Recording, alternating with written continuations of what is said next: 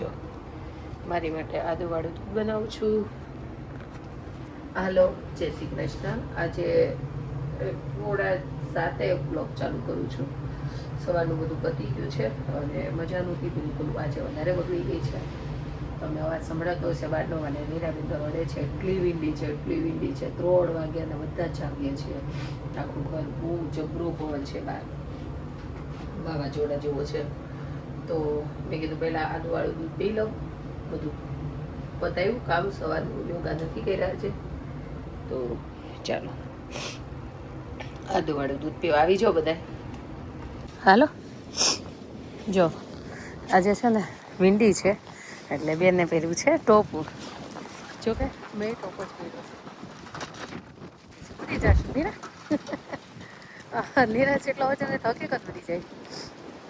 એટલે પહેલાં છે ને એવું હતું, પ્લાન એવો હતો અમારે નીરાબેન કે સ્કૂલે નથી જાડીશ તો ઉડીને વહી જાત. જો એટલે જાડા માણસોની ફાયદો, ઉડે તો નહીં. તો પહેલાં એ પ્લાન કર્યો કે નીરા મૂકવા નથી જાય. પછી એમ વિચાર કર્યો 2 જ મિનિટની વાત અને કીધું કે ચાલો મૂકી દઈએ, મૂકી આવીએ.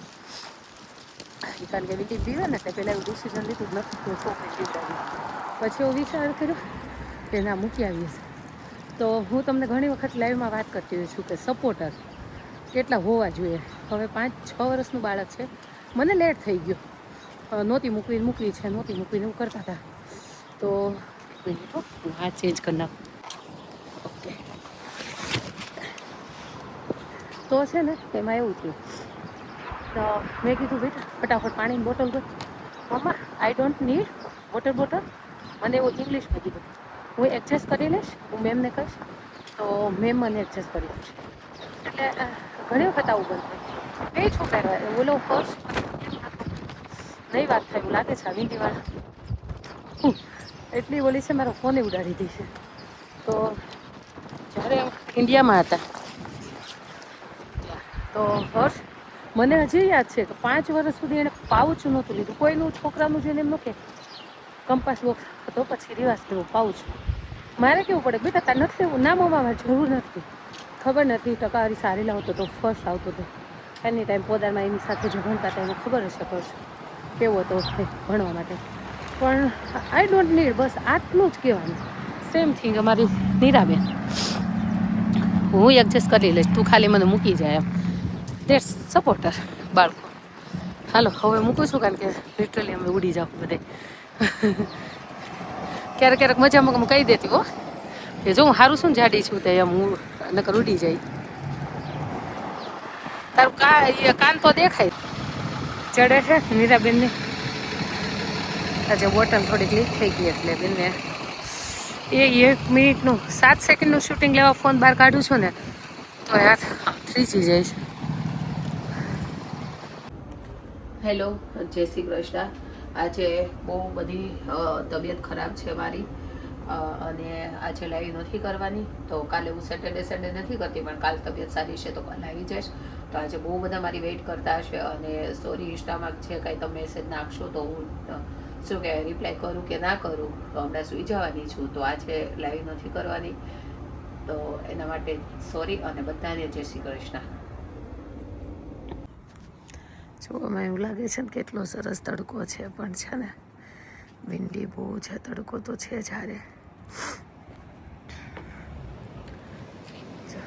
આજનો અવાજ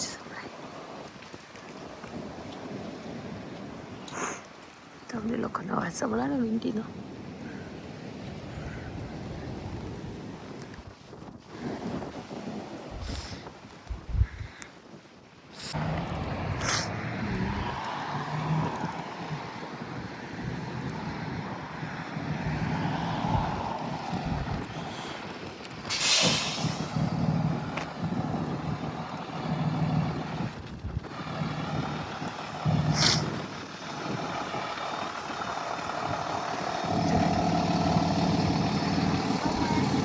અરે વાહ,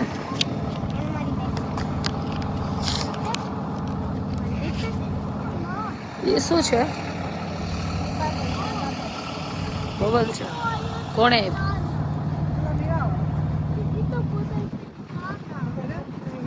કેવો પવન છે તાર બપોર ઘરે છે ઘર આપણી ઘર પાસે ઘરે અહીંયા બહુ જ પવન છે ઉડી જશે તાર બપોર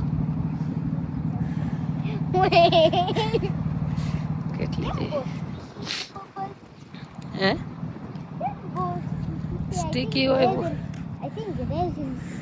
એમ ના કર ને પવન છે ઘડી ખાઈ પછી કર ઘરે ઘર પાસે આપણા ઘર પાસે ઊભી ઊભી કરે ચાલતા ચાલતા નહીં એને સરખું બંધ કર ને ઢોળાઈ જશે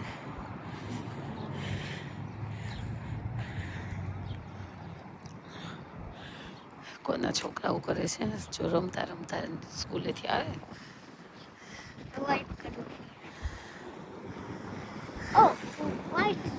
હા ભાઈ ભલે થઈ ગયું એન્ટ્રી છે લૂસી નાખ્યું બોલો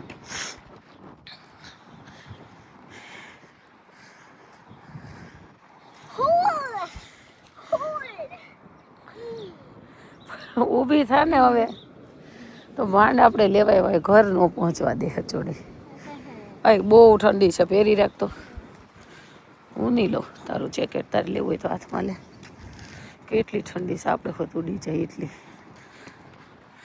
ભાઈ મારી જેવું કોને કોને છે તાવ આવ્યો હોય શરદી બહુ થઈ હોય ત્યારે એટલું ઠંડુ ઠંડુ પાણી પીવાનું મન થાય તરસ લાગે ને તો એમ થાય કાલે ઠંડુ પાણી પી લઉં ખબર નહીં શરદી થઈ પીવાય કે ન પીવાય પણ હું તો પી લઉં છું આમ એક બાજુ હળદરવાળું દૂધ પીવું છું ને એક બાજુ ઠંડુ પાણી પીવું અત્યારે જો ઊભી થઈને ઠંડુ પાણી પીધું ને તો યાદ આવ્યું મેં એટલે તો મને પૂછી લો ભાઈ આવું હકીકત બધાનું હોય કે મને એકને જ ક્રેવિંગ થાય ઠંડા પાણીનું તો એ ઉપર આવી મલાઈ થઈ જાય ને એને પહેલાં હલાવી નાખવાની ઓકે અને હા તમે દર વખતે ટાઈમ પૂછતા આવું છું નથી બોલતી આપણું આ દૂધ છે ને મારે આખી તપેલી ભરવી ને તો 45 મિનિટ થાય ઠરતા અને શું કહેવાય આટલું જ છે ને તો આજે 20 મિનિટમાં ઠંડુ થઈ ગયું છે અને પછી એમાં જો આ રીતનું આમ દહીં છે અમારે પતિદેવ તો મોળું ખાય છે એટલે હું એટલું જ નાખું છું દહીં ઓકે કારણ કે એને મોળું જોઈએ આ મારું છે ખાટું એટલે હું ખાટું દહીં નથી ખાતી પણ અમે હું છાશ કરું છું એની તો એને એકદમ હલાવી દેવાનું અંદર જે દહીં નાખ્યું ને એકદમ મેલ્ટ થઈ જાય ત્યાં સુધી આમાં હલાવી નાખવાનું એવી રીતે બાઉલમાં લઈ લેવાનું અને ખાસ યાદ રાખજો કે દૂધ એકદમ ઠંડુ ન થઈ જાય કામમાં એવું લાગે ને તો 2 વાર ભલે ચેક કરવું પડે પણ કરજો કારણ કે મારે જ હજી એવું થયું કે 30 મિનિટ થઈ ગઈ ને તો થોડું ઠંડુ થઈ ગયું કારણ કે હું 45 મિનિટના વેમમાં હતી પણ આખી તપેલી ભરી હોય એટલે પછી છે ને આ ઓવનની પ્લેટ છે એમાં મેં મૂકી દીધું છે અને એકદમ જાડું 4 વડો બ્લેન્કેટ કરી નીરાનો છે નાનપણનો એને છે ને જો આવી રીતે આમ ઓવન મૂકી દેવાનું ઓવરનાઇટ અત્યારે 6 વાગ્યા છે એક્ઝેક્ટ સવારમાં 6:15 યાદ આવી જશે ત્યાં લઈ લઈશ ક્યારેક ભૂલી જાઉં તો 7 વાગી જાય પણ એક્ઝેક્ટ ઓવરનાઇટ કરી અને મૂકી દેવાનું અને પછી આપણે શું કહેવાય સવારમાં વહેલું જ ફ્રીજમાં મૂકી દેજો એટલે મસ્ત થઈ જાય